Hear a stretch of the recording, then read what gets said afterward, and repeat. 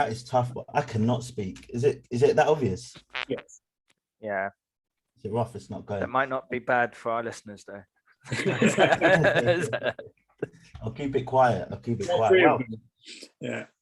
Yes. So Newcastle. I guess they should be celebrating. I guess, right?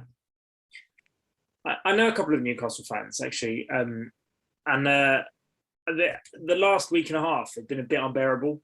So I'm in a chat with some of my work guys, and they're just they just think the world like Newcastle are going to win the league, like they're going to sign all these people. And I'm like, come on. I mean, I know this is good news. Obviously, this is good news for them. They needed some good news, and I like Newcastle. They're a good club, and they deserve better than Ashley, but they're not going to win the league next year. Like they might go and spend £250,000. But I mean, Everton have spent 70-80 million pound a year for the last 4 or 5 years, and the best they've done is 8th.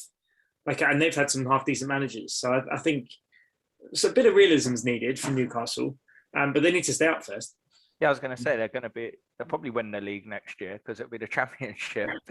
This is what I was thinking. Like, is this weird timing? Because obviously they've been talking about a takeover for probably more than a few years, right? And Mike Ashley's position's kind of been up and down. He's looking to offload the club, and it's almost like they've caught Newcastle at the worst possible time because it looks like they're about to get relegated. So, I kind of feel bad. As much as I think Steve Bruce is a bad manager, I kind of feel bad because all this week it was about his position. Is he even going to manage this weekend? Obviously, they're going to look to change him, but could they feasibly get another manager that's going to keep them up for the rest of this season? Because if they go to the championship, doesn't that put a brakes into whatever things they're planning? Yeah, the funny thing is, if any other club was in the position Newcastle are in and they were looking to sack their manager and hire a new one, they'd be looking at Steve Bruce to hire. They'd be like, right, we need someone who's going to save us. So they'd go to someone like Steve Bruce to try and not get relegated. That's the irony of it all. I guess the only one's Aladici, maybe. Aladici, yeah. Yeah. But I do think you do wonder if like the owners look at football in terms of, because Newcastle, we said it last season, they won like the last game of the season and jumped like 6 places. So I think they finished like 11th or 12th. 13th, wasn't it? 12th, 13th, yes. Yeah. So it looked a lot better than the season actually was. So but Mark, it depends on how much credit you give these owners. Are they like, because if you're assuming that they just looked at that league position place and been like, well, they've got so much money, they're not even going to try to make a wise investment. But they probably looked at like, this club for a while now. Yeah, they probably looked at stuff like single city club, like the stadiums in the middle of the city. Like they probably looked at all that stuff and then seen, 12th, great. Like they're probably not even thought about relegation. And then it's like that position was like a false position. So it's funny, Newcastle, because they said in the Telegraph today that they've got a budget of 50 million to spend in January, and that's it. They don't want to spend over that. So how far does that get a team these days? Yeah, and I'm like, has the owners come out and said they're actually going to invest loads of money? Yeah, they have. Yeah. Because I'm like, they'll just be like, they're super rich. But Arsenal are have like the 4th richest owner in the league, but he don't dip his hand in his pocket. Well, hold on. Arsenal spent more money than anyone this summer. If you look at a single summer, because they hadn't spent for 4 summers or 5 summers. So actually, it's like Arsenal were probably over 3 years spent not nearly enough, but they've just tried to do it all in one summer. So that's why Newcastle are in a good position actually, because they haven't really gone out crazy spending over the last few years, and obviously the financial fair play looks over a 3-year period. They've basically got 3 years worth of summer transfer windows they can spend all at once and not have any kind of problems. So they can spend a lot if they want. Well, Gary, the overlap in it, Gary Neville's fan thing. Did you watch the second installment of that one? 7 minutes left. But they were talking about something that was really fair. It was like, with a lot of these takeovers, this isn't, Newcastle fans are getting super happy and that's fine for them. But, there's a lot of clubs that have had these big takeovers in the Premier League, and it basically depends on which way they go, because they were talking about, if it's more like an Everton or West Ham or whatever, where they've had these big takeovers, but they've not really done much with the club as a footballing club. They've not tried to build the infrastructure. Or will they go towards a Man City and a Chelsea way, where they look to change the club from the inside out and change the things that kind of make the club where they're going to be able to sustain winning football for a long time. You know, I've not really we're read. talking different level of money though. Like they are more than 10 times richer than Man City. Yeah, but money is money. It's how you spend it, isn't it? It's not just being like you can chuck all the money you want at it. That's why the likes of Everton and Aston Villa and others, although Aston Villa have invested in some of their development, but and Stanley Park, they're looking to build that, so there will be some. But the reason those guys can't just go out like Man City did and buy, build new training pitches, build new youth setups, build new all of that stuff is because that does cost a lot of money. These guys have so much money, like 300 billion they're worth, that you could just pick $1 billion out of that and go and build a new youth ground and stadium and something. Like they have so much money that if they do want to do it, money's no object for them. Will they? Is the question. Will they do it? Yeah, big question. But they're talking the talk at the moment. I think that the main thing for Newcastle fans is, and they're right, like everyone is happy that Ashley's out. Ashley's not done very much for them in 14 years. He's bled the club dry. Like he's siphoned money through Sports Direct, through partnerships and all sorts of stuff. He just wasn't the right guy. He wasn't investing in the club, and every manager from Rafa to Shearer to whoever worked under him said it. So the fact that he's gone gives him a chance. Like it can't be worse, you'd think. Famous last word. Do you want another Man City? That's what I'm thinking as well. I'm not so sure. It's like when we go from a big 7, like from a big 6 to a big 7 or whatever. Can you feasibly see them looking like a Man how City? many more can you have, isn't it? It's like because at some point, like the league's just going to regulate itself, and everyone's going to have all these fucking super owners who, it's just going to be the new. You know what it's like? It's like when we talk about why don't you just give athletes? Why don't you just let athletes have all the drugs, and then you can just have a drugs Olympics, and then you still get everyone's on a fair playing field, and then you get the fastest person. Who cares whether they're on drugs or not? Kind of the same thing. That every single club in the league are billionaires and can buy whoever they want. It's all about how they run the club. And it's all about how well they manage it. And so you go all the way back to when none of them were rich. And actually, it's just a competitive football again. And it's about who runs the club better, who has the better players, who has the better coaches, who has the better management, ironically. But then you need all 20 to have all the money. But we're getting there. But you'd just like to see us get some money back for it, isn't it? It'd be like all these clubs are owned by billionaires who have unlimited money. Oh, Sky Sports are just up their fee each month to watch it, and you're like, oh, it's all great saying they've got unlimited money, but as fans, you see none of it.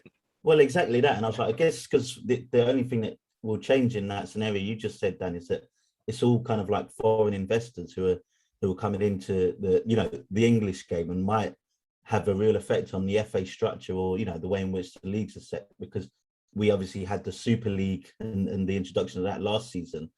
But, bordering on seriousness now, because obviously sometimes we get a bit silly, but there's, like they've been talking a lot about the human rights aspects of the ownership and stuff like that. What is that like? What does that do for you? What do you think about stuff like that in terms of being a football fan? If you were a Newcastle United fan, or this happened with Manchester United, does it even play into your thoughts in terms of what it means, or is it just like, well, this is something that's happening that's out of our control? Yeah, cards on the table, probably not.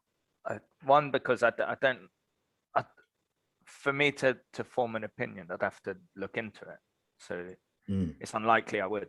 I know you could get sort of like headlines saying, oh, that there's some atrocities that are done, and I'm like, well, I'd have to read up on it, and in all honesty, I just wouldn't. Maybe if it was United, because it's your club, you'd be like, okay, let me read up on it. But yeah, I don't really know enough to have an opinion of they shouldn't be owning Newcastle, or they should, or I'd rather wait until I actually had some information on it, which it's unlikely I'm going to look up. Just why should it be on the Newcastle fans to police who their owners are? Like, there is a fit and proper persons test. The Premier League have a whole system to judge whether a company or a people or whatever is a right to manage a club. If you pass all of that, it's not the Newcastle United fans' problem. Like, if you're going, right, well, all the authorities, everyone's told us that you passed the test, you're good, you're like legitimate, all this stuff.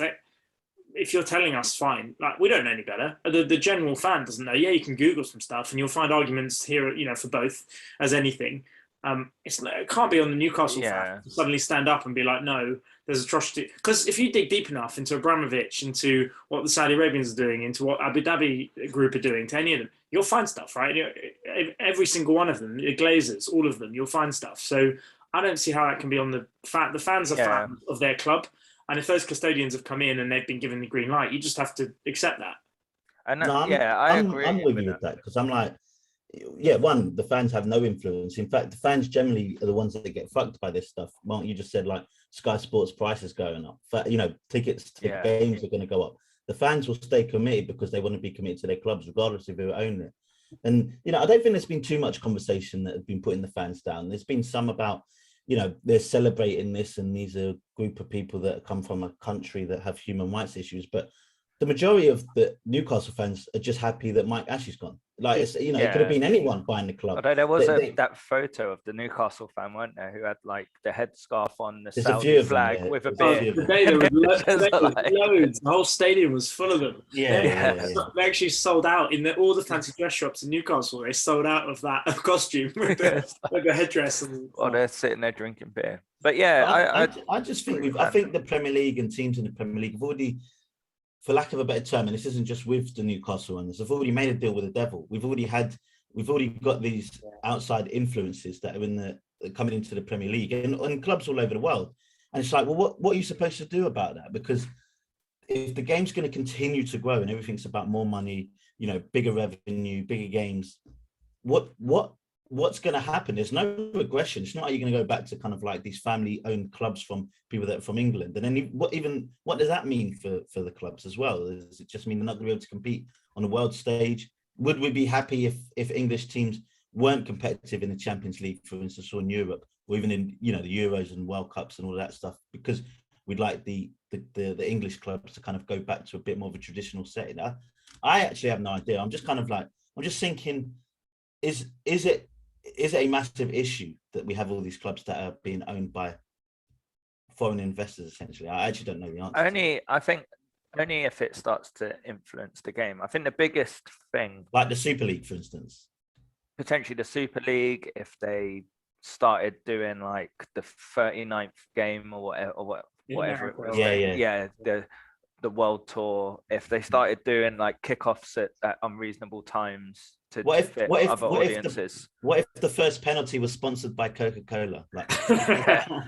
I think there's certain things where it's like, once we start losing it, I think football lost a lot of fans over the last few years just purely through rule changes. Like the game at the top is not as recognizable as lower league, and things like diving, I think, is a big issue. The offside rule doesn't work anymore. Yeah, certain things have been done, and you're like, that's when it comes an issue, when they'll be like, okay, we need to protect our players so much that we're going to ban heading of the top level. We're going to ban tackles. We want more goals and potentially end up with basketball scores. And it's just like, that's when I think people would say, do you know what, I would rather us not do well in Europe and have a team that actually performs better at lower league. But for now, no, while it's still entertaining. Do you think there would ever be an instance where you would stop watching football there? No.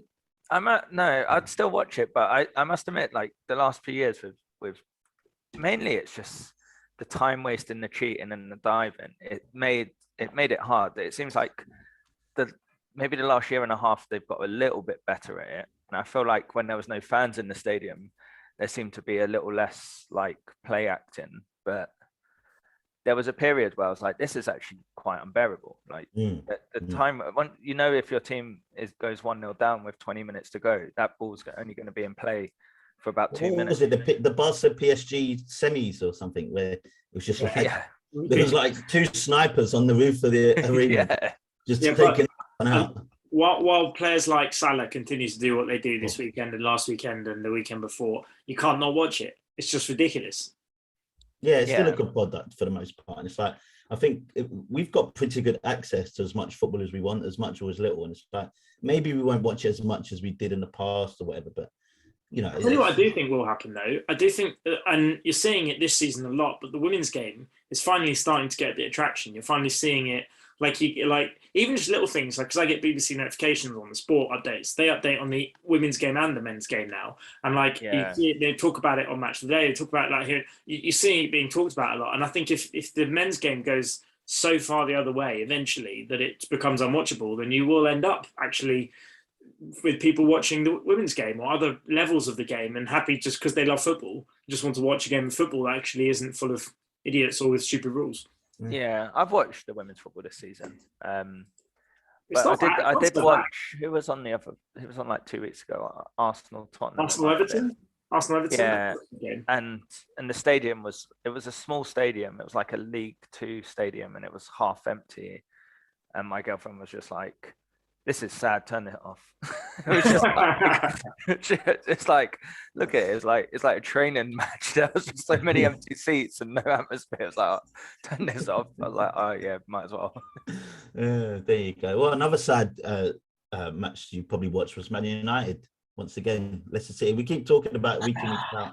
Dear, oh dear. How long's he got? Yeah. How long's Ollie got? Do you know what? Let's not try and harp on this too long because we keep talking about that. But yeah, how long has he got? Has he earned enough cachet where he's going to last the rest of the season? Well, I read an article this morning on The Athletic that said exactly that. They were saying externally everyone's going mad. Internally, they're totally fine. They're not going anywhere. Ollie's completely safe. They just gave him his new contract last year up until 2024. There's no suggestion at all at the moment. Now, I think if they lose the next 2 or 3 games, which is Atlanta, Liverpool, City, whoever, Spurs, all the next games are big games. If he loses all of them, I think it's a different situation. Yeah, because we got Atalanta twice, Tottenham and Liverpool and City. There are next opponents. So if he loses them all, if he loses the first one against Atalanta, I think he has to be considered to go because who comes in then? Like I've just been saying Zidane. Yeah, I don't understand the Zidane one. What based on what? I think Mark just wants to in the Premier League. He doesn't speak English. Like, what proof have he got of bringing through youth and playing good football? Like, what's Zidane actually done? He stabilised Madrid.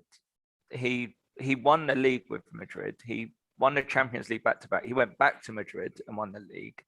He's worked with Ronaldo. He's worked it's like, oh, he doesn't talk English, but so does a lot of our starting 11. Like it's two, 3 English players in the side. I think that English thing is a bit overrated these days. Everyone speaks so many different languages. Right now, if who's out there, I would go Zidane because I'm like, well, he's worked with Ronaldo. He's shown he can stabilize a club quite quickly. When he took the Real Madrid job the first time, they were in trouble. He won the Champions League that year. When he went back there, he only went back because they were in trouble. So he's shown that he can. So if you say, what has he done? He's literally, on paper, he's done what we want. We want someone short term to come in and win a trophy. And then what he hasn't proved is that's not what I want at all. I don't want someone to come in short term, win a trophy. We had that with Mourinho. He came in short term, won a trophy and broke everything. We do need to win it. We've gone like 6 years without it, or 5 years without a trophy. Yes, since Mourinho won the European Cup. Yeah, we need to win something. He made such a mess of it. It's taken 2-3 years to fix it all, which is we're now back probably where we were when at the start of Mourinho's reign, in a really strong squad with a good position and an opportunity to then kick on. We won the league, we won a cup, and then it all went shit, as happens with Mourinho.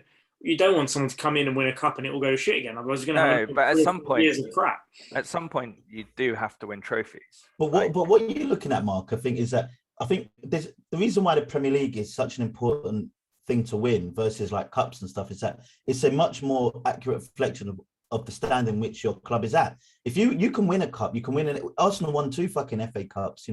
You can win these things and have a good tournament on any given year. But if you compete for the Premier League and you're up there and you win it, that shows to me that your club is in a much more solid position to maybe have a run for a couple of years. If you win the Premier League, chances are you're the favourite for the next season, if not one of the favourites, and maybe the year after that, unless you have an absolute capitulation or you're a Leicester City.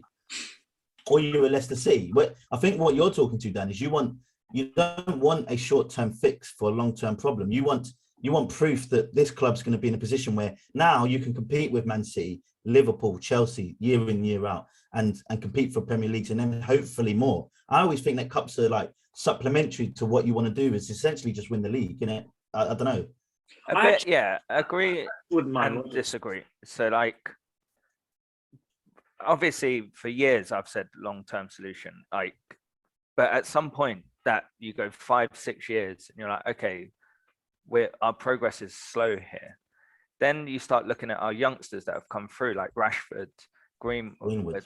And I'm like, I look at Rashford, he's only a couple of years older, and I'm like, I see a guy who's accepting losing.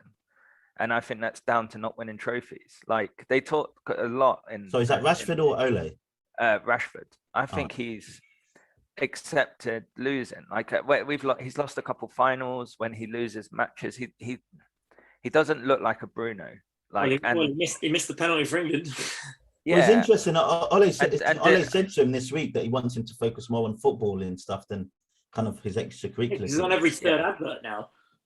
Yeah, and that's fine. Like, if you're now he's dyed his hair was it blonde? You know, that's always a cry for help. Yeah, and I just don't like that. I think when you're young, if you win a trophy, you could get a taste of what it's like to win. Like, you see, as much as people moan about Ronaldo strops or like Bruno crying, you can see it hurts them not to win. And that's probably why Portugal have won, because they don't want to lose. Where like England, we get into finals and semi-finals, and our teams just they look more upset about themselves than the fact they lost. Do you know, like, oh God, I've missed the penalty. It's like, no, I want you to be sad you've lost, like how close you got to winning. And they don't. I just feel that acceptance is starting to slip into the team. It sounds like Ole's going to start to make some changes, so maybe he's seeing something that, and even Pogba said it, that maybe there's like something where there's a bit of flatness within their team. But well, the reality is it needs a really strong manager to be able to go in and make some difficult decisions, because someone like Sancho, who was, bought for 60, 70 million, who's meant to be the next big thing, is having an absolutely shocking season for whatever reason, whether he's being played right, he's not confident, settling in, whatever. But he shouldn't be playing right now because he's not playing well. Well, I thought he was good in the first half. See, this is what I've been struggling with the last few weeks, is Pogba was awful. Like, Pogba just does nothing when he's not got the ball. The play runs by him. He was at fault for so much going on. Remember the first 3 games of the season? How we were talking about how Pogba was the greatest thing since last year. Yeah, in my team over Bruno. This is the problem. Yeah, so then you're like, okay, he does nothing when we're not on the ball. And the problem is that's been highlighted now because Ronaldo does nothing when we got the ball, when we don't have the ball. And Matic drops too deep. And obviously McTominay was on the bench and Fred weren't playing. So I was like, there's a huge gap in the middle where we basically got an unfit Maguire, Lindelof and Matic as 3 centre-backs and absolutely nothing in front of them. And then he subs off Sancho, who was actually had a little bit of something about him. Rashford did look quite good when he came on. Like, maybe he's back to full fitness. But my issue recently is that the subs don't match the performance. Cavani was our best player in the last match. He got subbed. Like, Sancho was one of our better players in the first half. He got subbed. And it's like, there is a weakness there where he's decided he subs before the game. He's like, oh, Sancho, I'm going to give you 60 minutes. And Sancho is one of our better players for 60 minutes. He comes off, then we lose. And obviously Sancho doesn't have a good game because he's only played 60 minutes in a game that we ended up going on to lose. So, well, I do have one piece of good news. Go on. I'm about to take Ronaldo on my team, so he's basically going to start bagging goals week in, week out. Good news. That is good news. Who are you swapping him for? Lukaku? Fuck no. Wilson. Who knows? I don't know.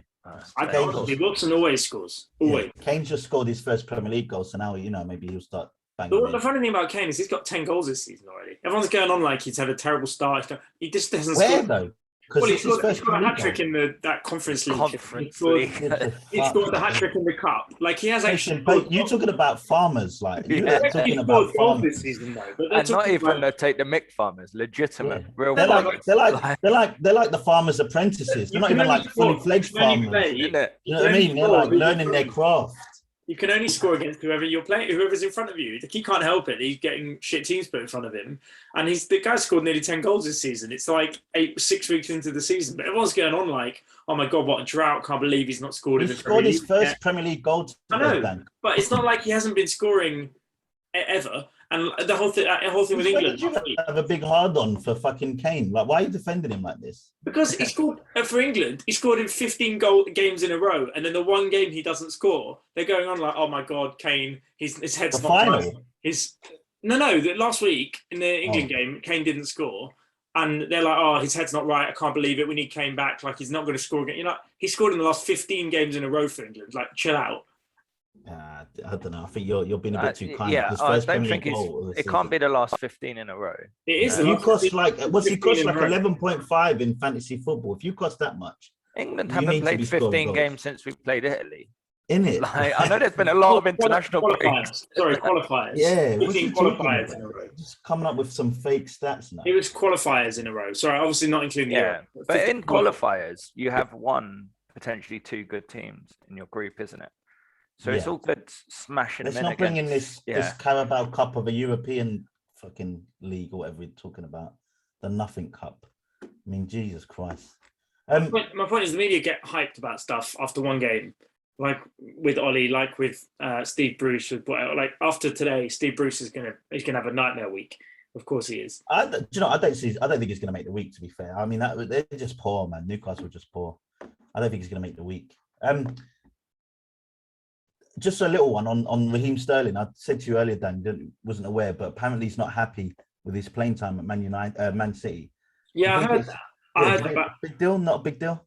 Well, it depends. Did you actually hear? Did you actually listen to the what he said to the actual? Because you know how they love to take a headline. Like it totally different. It's different if someone says, "Oh, would you ever play abroad?" You'd be like, "Yeah, I'd play abroad. Yeah, maybe." Like, Raheem Sterling wants to play like, for boom, headline. Like Raheem Sterling not happy, wants to play abroad. It's like, all right, calm down. He was just asked, would he ever play abroad? Yes, he said, yeah, I'd be interested. Like that's not like I hate my life. I'm leaving. I can't believe they're not playing me. Like again, it's just the media spinning headlines. But I'm sure he wants to be playing. What's he? 27, 26, something. He knows he's going to play for England. So maybe he's fine just hanging out at City, and I mean they haven't got strikers, so he'll probably be their striker soon. I don't know. I don't see him leaving. I can't see him going anywhere. To be fair, I think it's just one of those things where he's not playing as much. Maybe someone commented on it, and he just said, "Yeah, I'm not playing as much as I like, but I still love it at the club, no doubt." And he just exactly. Yeah. Unless I think it just depends who wants him. No one in the Premier League would take him. Newcastle would take him in a heartbeat. I'm sure, but Newcastle. Well, look, he went to Man City when Man City got the money, so that's what I mean. Yeah, he's shown himself. He's not like the most loyal. Yeah, he would do it. He would do it. No, there you go. Do you want to talk about any of the games or just go to results? I enjoyed the Villa Wolves game. That was great. That was just one of those ones where it's like on Match of the Day or any kind of like post-match stuff, you can't talk it through. It's just one of those things, isn't it? It's an anomaly. It's like you can't break it down. The Midland derby. To be fair to Wolves, like I know we were talking about at the start of the season, Mark. I think was it one of your predictions about Wolves maybe going down? It was concern about Wolves, but they've been brilliant actually. They've been a bit unfortunate not to get more points this season. There's been a few games they've lost 1-0 where they've been the better team, and I think it was only a matter of time before they start scoring more goals because they're right up there, like top 3, top 4 for all the chances they've created, and they should have scored way more goals. So weird because Villa dominated the first half and John McGinn was amazing. But ridiculous comeback. Just a shame that final free kick was shit. Yeah, it was a bit naff. Yeah. Annoyingly, I was watching it and then you text Wolves, wow. So and the free kick was just about to be taken. So I was like, this is going in. I was meant to know you were watching a 3:00 Wolves game when Man United are playing. Yeah, I managed to watch. It is a shame that over here we don't get the coverage that other countries get. So I managed to see the Optus Sports, which is like the Australian version of Sky Sports, and they had like Man United Leicester on. And then anytime a chance or a goal happens in another game, it will jump to it and then go back to Man United Leicester. But the Wolves game went on like a few minutes later, so it just switched. You're like, oh, what we got here? I turned on the 5:30 game after on Sky Sports, and it was like the most boring pundits going. I was like, we need to up our game here. Yeah. It's really hard to see. I know it's against a bad Watford side. It's really hard to see any team doing better than Liverpool in the league this season. I know that. Only until the African nations. You reckon? Yeah, exactly. Yeah, but they're going to lose Salah and Mane. It's like, that's yeah, just who are they going to replace them with? Jota. Well, yeah, but then what? Like that's it. So they're having. There's no. You can't replace Salah. The way what Salah is doing at the moment, what he's been doing all season, is just next level. Absolutely different class. yeah, it's actually a shame for it's almost like Liverpool need to get a little head start so that during the African nations they can just try and hold on. It was a bit like, do you remember Suarez when he got banned for 8 games? Yeah, and they won all 8 1-0. It was just like, do that, just survive until they're back, isn't it? Well, and they could do that with their defence. They potentially could do that if they just shut up shop. They probably could just hang on. I do worry that Liverpool are going to get away, are just going to run away with things at the moment, because I don't see how their defence is like ridiculous. Van Dijk's back. The attack, Salah is outrageous. I mean, they look serious again, real serious, which is annoying. Leeds definitely fraudulent. Are you ready to say it? Well, it's tough with Leeds because they didn't have Rafinha or Bamford or Phillips, their 3 best players playing. And when their win percentage when Phillips doesn't play is like basically none. So they only win games when Phillips plays. So it's no surprise that they lost, to be honest. But I'm still saying I think they'll be all right. They've got enough talent and enough thing to stay up. But you look at the teams. You're like, outside of Burnley and Norwich, Newcastle, Leeds, Palace. But really good. Like Norwich, and the only saving grace for teams like Leeds and Watford and anyone else that's kind of in and around that is that literally like Newcastle, Norwich, and Burnley are trying to race for who can be the worst team. I think Newcastle will turn it around. I think they'll bring in a new manager. They'll get a bounce. They'll have to, yeah. Watford, who knows, right? With Ranieri, I thought at home with new manager, actually, early kick-off after the international break, I thought if there's ever a chance Watford have got against Liverpool, yesterday was it. It was like they just didn't want to play football. It was like they were. Yeah, it was such like you talk about ones that look like training ground kind of stuff. It was so embarrassing. Stupid how much they played around them. It was so dumb. It was like they're not even professional footballers here. It was so stupid. Yeah, it was like a game in the park. I mean, it was. Yeah, it's like playing like we're going to do 10 versus 11, and the attacking team has the advantage. Let's go. But if I'm Ranieri walking into that, I'd be worried. Now you have to give him the benefit of the doubt. So maybe everyone was on international duties, so they just come back. So he didn't have time with anyone. Fine, but I'd be nervous about that. He's a good manager. Like he's a good enough manager to get a few wins for them and get him out of relegation zone. So at this point, I'm not worried for him. We'll see later on. Just I'm not too fussed about them. I'd be worried. Yeah, I would. Very. I think Norwich are just so bad though. Like I didn't see. I saw a couple of clips from the game because they highlight when there's a big chance, and not that Norwich striker, the American young guy, missed the open goal. Sargent. Open goal. It's like he just. What was he doing? He's not even trying to score. I was like, I would have taken him off straight away if I was the manager. Yeah. Like you are out of here. Did you see it then? The keeper comes out like outside the box, sort of misses the ball. Open goal. He passes it so soft that the defender clears it, but I don't think the ball makes it. It would have even made it to the line, innit? It would have stopped before the line. It was that slow. It was so ridiculous. You need to watch it. It's so bizarre.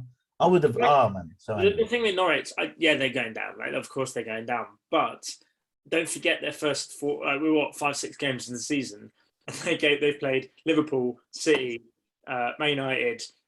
Whoever else they played, like they played all the big teams, and their first 4 games were ridiculous. So give them another 4 or 5 games. Wait till they've played 10, and then let's judge them. But they're going down. Luckily, I don't know if they'll be as bad as everyone thinks. They're away to Chelsea next, so it starts getting easier. Let's give them a few points. Chelsea, and then they're at home to Leeds, so they'll get 3 points against Leeds. Brentford will be a tough one. I think it was officially like the hardest start to any season for a newly promoted team ever in the fixture list. Like it was ridiculous. I'm calling it now. I might even put it in the box now. In 2 weeks' time, I'm going Norwich at home to beat Leicester City. I'm calling it now. You mean Leicester? Leeds? Leeds, yeah. Leeds City. 2 weeks' time. Should we do results league? Yeah. Oh, I yeah. can't remember. I can't remember who I picked. Well, Mark, you picked Crystal Palace versus Arsenal. That's right. So that's tomorrow night. I was being offered tickets, but I cannot go. So little preview on the old Vieira. Oh, the Arsenal Legend Captain's Cup. I've been calling it Vieira versus Arteta. I think this is one of those. Well, like most games this season, it's just be one of those ones where someone like Zaha will just make us look like dickheads and smash us to bits. But we'll see. You know, I don't know. You'd like to think this would be a game that Arteta would instill in his side. We can't lose to Vieira. I really want to get a win here. Let's try our best. But then, will the players follow him? I have no idea. So, just, no idea either. But you made a good call going for West Ham to beat Everton away. Yeah. I was surprised that they didn't score more. To be fair, but that was good, and it was a nice goal there at the end for me to at least get an away win. So yeah, I watched the second half of that game. I missed the first half, but I mean, West Ham didn't look like they were going to concede really at all. I mean, Everton. I don't know what to make. David Moyes has said he set the target to be top 4 this year. Well, I'm not surprised. You know, the way they're playing and the kind of attacking output that they're getting, I'm not surprised. They're so solid at the back. And Antonio's on a different level at the moment. Yeah. And when they were in the top 4, I think a year ago or 2 years ago, he was like, no, this is like it. This is us above our like station, whatever. And he played it down. And I actually think I remember him being labeled sort of unambitious. But this season, he is like, no, we're actually trying to make top 4, which means he's seen something in that team, which he didn't 2 years ago. Yeah, I mean, they're 1 point off it. So Antonio's playing like he's playing like an absolute stud. Like he's playing so well. This is easily the best football he's ever played. I mean, he's doing it right as a striker for right back. That's for sure. Yeah, so Declan Rice is playing amazing. I was just about to say, for me, there are teams doing well. Like when you look at Chelsea, we always look at Kante and be like, he's so important to that team. He makes such a difference. You look at that West Ham team, and when you watch even just a half of football, Declan Rice is just on a different level to everyone else. He bails them out all the time. Is so good at in that position. If you stuck him in the Man United team, or you stuck him in even the Arsenal team, or in any of those teams, he would make such a difference. Like, what a player he is. And that's the thing. His position is actually the one United needs. So it is it. Anyway. Yes. So I went 3-1. They got 1-0. So that's 1 point for the result and 1 for the away win. That's 2 points for me. Danny went Brighton, Norwich. 2-0. No goals. Absolutely not. 0-0. I think Brighton hit the post twice, didn't they? 3 times. Classic Brighton. They're still doing it right. What are they, 4th? Yeah, still 4th in the league. Fucking hell. Unbelievable. You know, I read this morning that Ollie hired his first data analyst today for Man United, or their first data science lead or something, first in their history. And I'm like, Brighton have had about 30 for about 10 years now. And Man United have signed their first one. And it's just ridiculous. And where did Brighton finish in the league? Yeah, but that's not the point. The point is, how have they got this? How have they got this far without any of that stuff? I think the likes of Brentford are showing everyone how it's done. We'll get Mark's score tomorrow. He said 2-1 Crystal Palace to beat Arsenal. Hopefully not. Have you got your results? 2 points or 4 points? We'll see. Yeah, I've got mine. Go for it. So I mentioned Wolves. I think they're looking good. I think they're getting back to their attacking best. Adama looks quality actually at the moment. I think good old Leeds. Pretty sure Bamford's still out. Phillips might still be out. So that's a dead cert loss. So I'm going to go for Wolves to beat Leeds. And I'll go for a cheeky 3-1. I reckon I'll catch them on the break at the end. You think you'd get in some of these high scores? Goodness me. Well, Leeds love to concede goals. True. Have you got one, Mark? I'm caught between 2 results. I've got one. So you go yours because I've got 2 in that. If you, I'll go for Southampton to beat Burnley at home. Easy peasy. I need one of each. Not picked them for anything. Southampton to beat Burnley at home, and I'm only going to go 1-0. I was actually going to go 1-0 the other way. Do it. I thought Southampton looked really good yesterday. Yeah, do you know what? I was because my other one I was going to do United to beat Liverpool, but I might save Liverpool's loss to later in the season. So I'm going to go Burnley to beat Southampton 1-0.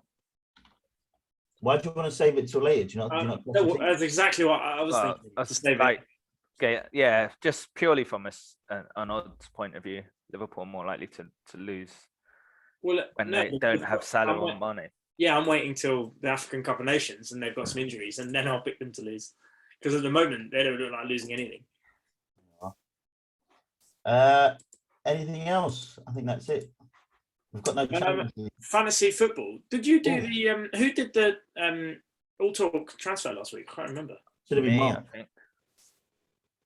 Remember Yeah, not gonna I be did me it. again. What did I do? Was it Werner? Did you bring Werner in? Yeah, probably. So I was just looking at the this week. I'm pretty sure, although you both still have a player playing tomorrow, you need one player to score about 20-something points each to overtake me. So I'm pretty sure I'll get it this week. If I do. Well, you got Cresswell coming off the bench as well. So yeah, that's what I mean. I've got another. You've got 9 points coming off the bench. Yeah. Yeah, I brought Werner in and I took Daka out because Daka's useless. Classic. Classic. Literally, he's played like 1 minute all season. So I was like, we got to get rid of him. And he goes and scores. It's probably gonna be mine. If it is my sub, I'll wait till tomorrow for definite. But we're gonna have to get rid of Leno because one, he doesn't play, and Sanchez has got City and Liverpool in the next 2, so we kind of need a backup. The All Talk team's flying though, because that's basically if Leno doesn't play tomorrow, it's on 42, and then it's got Saka captain, and Rafinha's not played, so it's got another point coming off the bench. Yeah, it's not done as badly as it has done in previous years. It seems to be a bit weirdly, all those sort of middle rate, like the Saka, Trossard, Rafinha, those kind of middle range price ones are all doing quite well this year as mids. I think it's because when they've reclassified some of the strikers, they've messed up some of the scoring. But yeah, I'll be taking out Leno probably and bringing in, I don't know who, maybe Raya, the Brentford keeper, someone like that. Should we go front 3 back 4 then? Yeah. I'll go first with this one, if that's okay. In my back 4 this week is COVID testing. COVID testing is in my back 4 this week. Did you hear this week? Wolverhampton, they might be doing all right in their football team, but certainly not with their testing for PCR tests. And apparently I think close to like 40,000 or over 40,000 people had got wrong negative tests. And we had loads of people who were actually positive. And I think like this was brought up with some GPs around the UK because people were phoning and saying they felt ill, got the test, it was sent to Wolverhampton and then told that it was a negative test. So just more blunders when it comes to this whole COVID stuff. I'm over it. I need us to go back to normal. I don't want this to be much of a consideration anymore. And this is just another reason as to why you're going to fuel some of these people that are against lockdowns, against vaccinations, against all these actions that have been taken towards COVID. And not a good look for them and the government and whoever else. I'm not sure if it is just Wolverhampton because it wasn't Spurs today. Son and a few others all tested positive last week. It turns out it was all false positives. So none of them meant to play today, and it turns out they all can because they weren't real results. All this stuff is they paid someone off. Yeah, all that. Just wait, we need the NHS app and the getting pinged and pingdemic, and it's just all of this stuff. It's hard to, it's so difficult to kind of work within any kind of boundaries because every time they put some kind of circumstance or situation where we need to do to manage ourselves, it turns out that it's not as effective as it's supposed to be. So it's like, I don't know. I think you're going to enjoy my back 4. Well, I'll do my front 3 right quick. My front 3, was that my back 4? Oh yeah, front 3 this week. They're both bad. I just don't really know how to change this into a positive statement. So I'll just say my front 3 this week is retroactive action. Retrospective action, not retroactive. That's like going ahead of it, right? Radioactive. Radioactive, yeah. It's Hulk. Hulk is back. No, John Gruden. Yeah, John, don't. No comic book movies. Terrible stuff. John Gruden. Do you know who he is? John Gruden. Yeah, the NFL head coach. Head coach. He's just. He's left the not New Orleans, what's wrong with me? Las Vegas Raiders because of some emails he sent 8 years ago when he was working at ESPN, which involved a lot of racial and homophobic slurs and words and stuff. if you're going to send emails with abusive language, do not do it from your work account. Rule number 1, all right? Rule number 2 That would is... be your rule 1. Yeah. Yes. Well, Don't not do it. Don't do it. Yeah. Do it, but don't do it at work. Yeah, just use your own personal account or just send a link. Yeah. Use Yeah. Twitter. Yeah, Use them on Twitter, obviously. No, Yeah. Rule number 1 is if you're going to commit a crime, don't use checks with your personal name on it. The second one is, don't do it from your work account. John Gruden just sent a bunch of emails around to one of his friends, a guy called Bruce Allen, who you don't need to know, but essentially sent a lot of offensive emails about the union reps, the head of the union rep, who's a black guy, and described them as Michelin man with lips or something like that, and was said bad stuff about the commissioner, Roger Goodell, pictures of cheerleaders in their underwear and a whole bunch of bad stuff, which was 8 years ago. All on his work emails. Yeah, so someone just surprisingly released it, and then now you know that all coaches, all teams have just been like, we need to purge all of our systems of everything, delete everything. We're only sending faxes or we're sending carrier pigeons. We're not doing this anymore. You know, John Gruden's like, it's sort of so funny about some of these footballing guys, because, you know, we talk about analytics and stuff, and some of these coaches are old and they're like, they don't even know, they've never had a proper job in their life. They don't even understand what computers are or how it will work, or that someone can view them. And clearly he didn't, because he was like, no one's ever going to see this because this is just my personal email.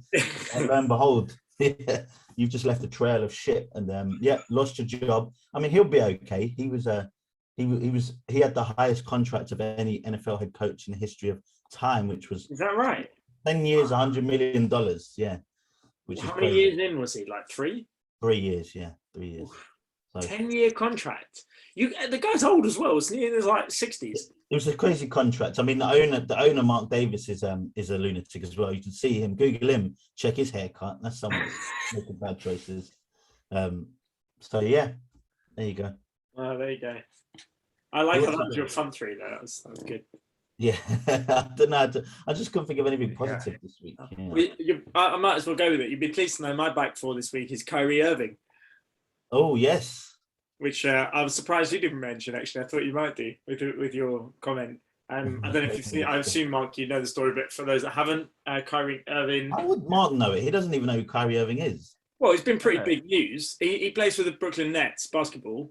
I don't even know who the Brooklyn Nets. If you never said Brooklyn Nets, I wouldn't have known. All right, well, fine. He's a pretty decent basketball player on a pretty big contract, doing a pretty good job on that team, and he also a legitimate weirdo, like a legitimate weirdo for sure.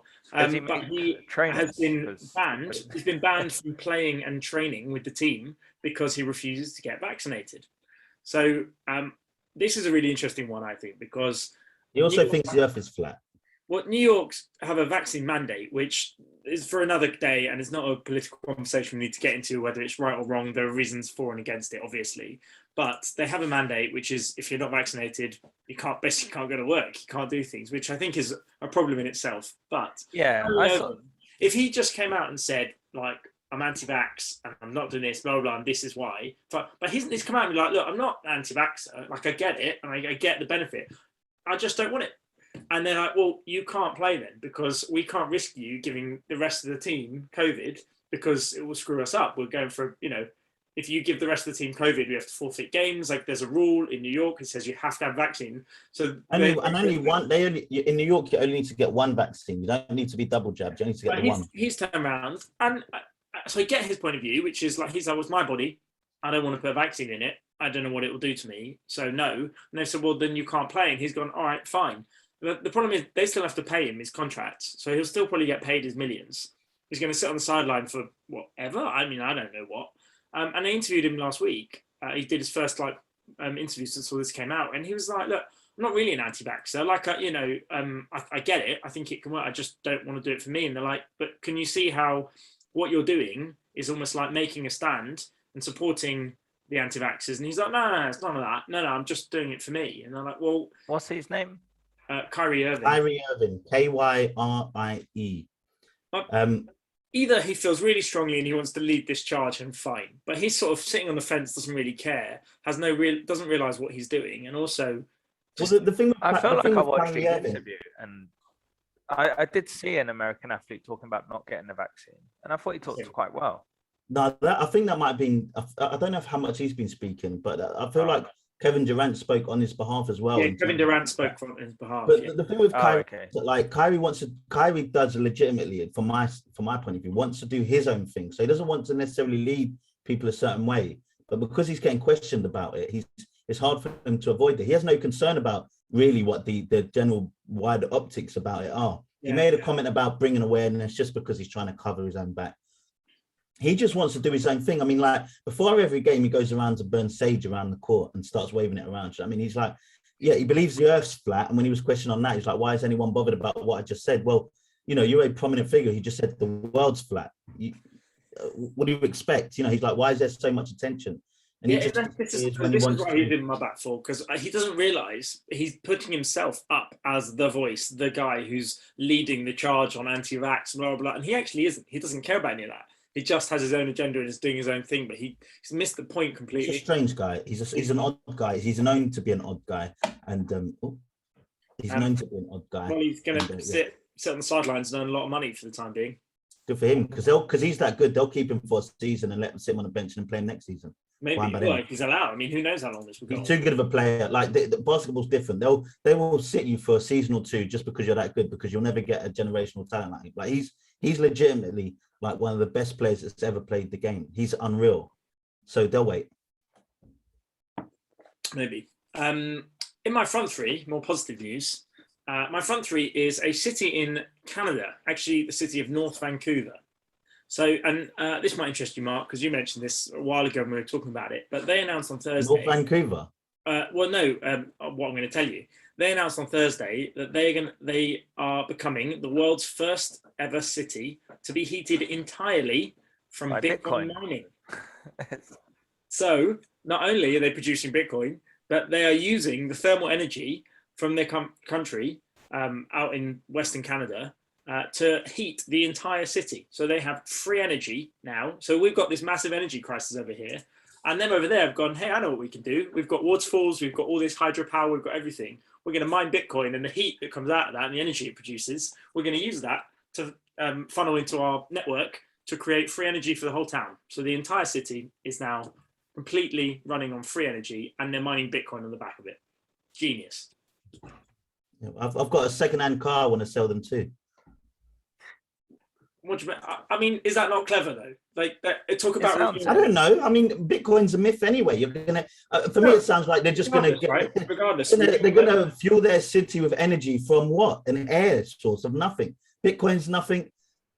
How can it produce heat? It's nothing. It's not like you can burn. I mean, how can it? No, they're mining it. So to mine Bitcoin, you need laptops and you need computers and you need huge infrastructure to be running, and that creates energy and power. And so that energy that it creates, the power that it makes, they create thermal energy and they move that into the grid and they use that as energy.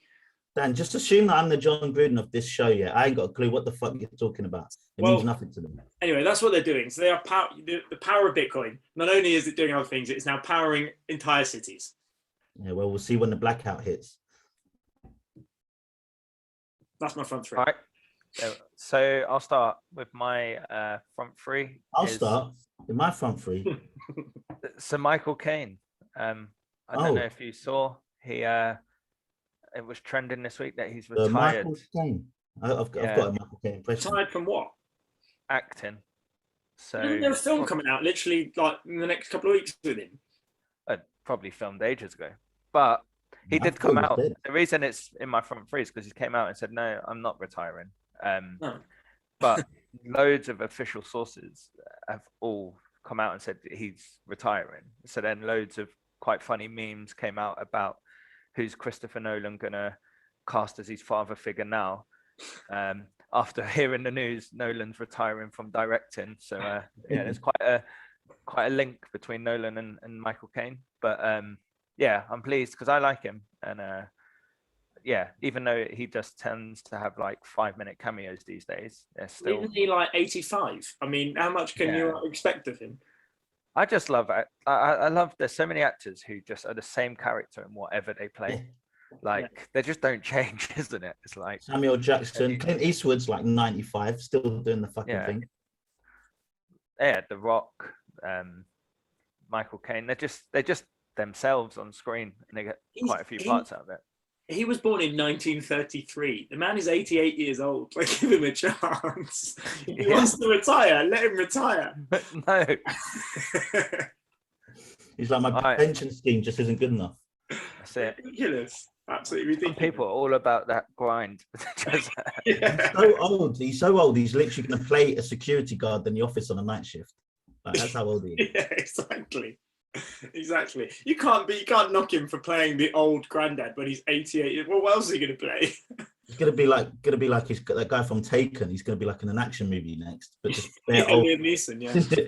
It'll be like Robert De Niro in The Irishman. Like, this fight seems terrible. Like, he's just too old. My back four this week is Francis Ngannou, the UFC heavyweight champion. Came out this week, and he's saying he's having to borrow money to fund his training camp for his next title fight. So it's quite documented that he doesn't actually earn that much, and some say he's only earned a mere 2.7 million since fighting, but outrageous. Oh no, I don't even get out of bed for that. Yeah. So I actually don't know. You can't buy a backup goalkeeper for that money.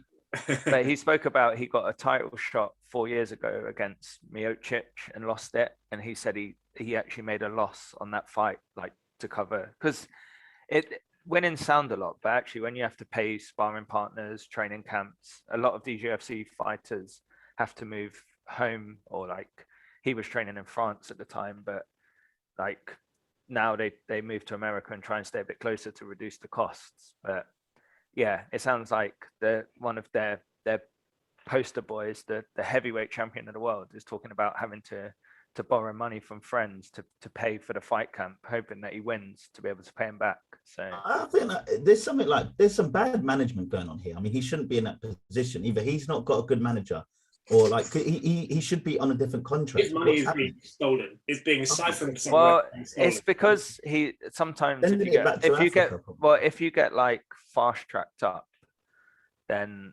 your pay isn't at the level you're at, but then you still need the camp and sparring partners that you would have. Like, there's granted but they do renew contracts. They re-sign contracts. If people's trajectory goes up quicker than most others, the UFC has re-sign contracts that are worth more, because what else are they going to do? They're just not going to, because I know in the past fighters have said, I'm not going to accept big fights against top 10 contenders, and you're just going to throw me to them because you've still got me on my first contract, which is only like, 30 and 30 sort of thing. Whereas if you're going to put me up against top 10 fighters, I need to be in the millions. And yeah, I mean, but the UFC have shown themselves not really to like Ngannou. Like, it's obvious they're not big fans of heavyweight division. That's not true. Well, the guy didn't fight for 4 months and they made an interim title. Like, they like he's but what no other division would they have made an interim title that quickly. That's crazy. Yeah, there is more to that story, but yeah, he has. But it's come out that he's actually having to borrow money to fund his fight camp for this title fight, which the UFC's pay is scrutinized at the minute by our hero Jake Paul. Like, he's really shining a light on fighters' worth. But no, jokes aside, UFC are getting a lot of scrutiny about how much they pay fighters, and the guy who's the top fighter in the top division having to borrow money is not a good look. So I don't know, when I hear stuff like that, and then I go back to things like Ronda Rousey and Conor McGregor and stuff, it's like, people will get paid and the UFC will pay you if it works out for them. And maybe it's just, I don't know if it's bad negotiations or what, but it's not like they're miserly. They stick to the contracts that they sign. Dana White always says, they signed the contract. What else am I supposed to do? I'm honoring their contract. They signed it. They could have said no, and they didn't. A lot of fighters have left the UFC because of that reason alone. Yeah, but then does it make it right? Like, he's got, yeah, but that's it. Like, the heavyweight champion of the UFC cannot afford a training camp on his salary. Like, talking of heavyweight champs, we haven't had a pod since Fury. Yeah. I'm surprised that didn't land in any of our front threes. It was so long. It feels like so long ago now. It probably would have last week. Yeah. one of the best fights I've seen in a long time. Amazing. All three of them have been good actually. Like because they both can get hit. Like they both get hit. It's just the way it goes. And every time people get knocked down, it's always exciting, you know. It does annoy me when people talk about the greatest ever. Like everyone, this whole recency bias is a problem in the world because everyone just thinks, "Oh, I've seen this thing; it's the greatest thing I've ever seen." It was a fantastic fight. Is it the best fight in history? I don't know. I haven't seen every fight in history. Like I know that was a good fight. Is he the greatest heavyweight fighter in the world? I don't know. I haven't seen half of the other heavyweight fighters in real life, so I couldn't tell you. Yeah, like with fans, that's fine. But what annoys me is legitimate pundits they put on saying, "Oh, you know what? Fury just needs to retire now. No one's at his level." Like, hold on, he doesn't need to fight. I'm like, three of the belts yet. But this is what bugs me is I'm like, why would you not want to see fighters fight? Like, regardless of Fury has to fight Dillian White next. He's mandatory. Let's see him battering. I'm like, put the fight on. Yeah, put that fight on. Like, what this idea that he's too good now, I don't want to see him fight is rubbish. I don't like that attitude at all. I think that everyone's capable of an off night. Boxing heavyweight. I think that's a great homecoming match for him.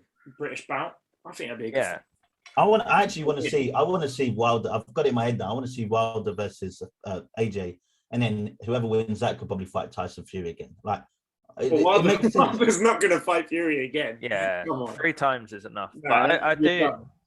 The AJ one's a bit worrying. Like he's mentioned before that he doesn't have the drive he once had, and like, did he ever? It was terrible.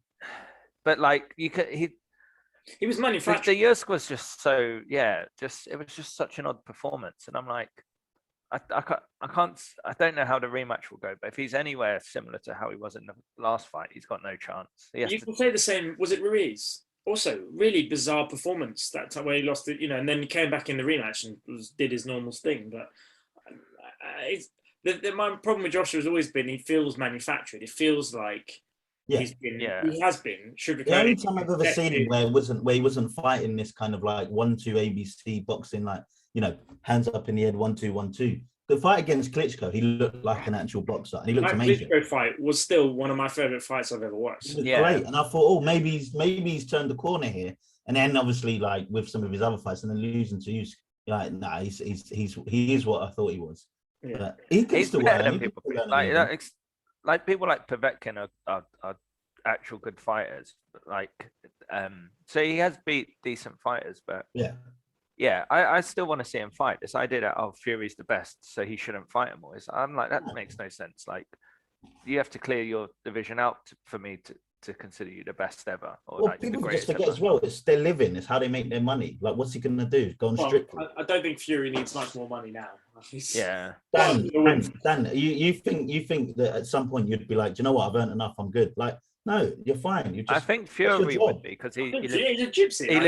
He lives in a caravan. The guy doesn't care. He lives in Morecambe. Like he said it on his Gary Neville thing. He's like, I live in Morecambe. Like, he's like, I don't need this much money. Yeah, he's like, he's a boxer like them all. Like, he wants to earn money. Trust me, he's not. Yeah.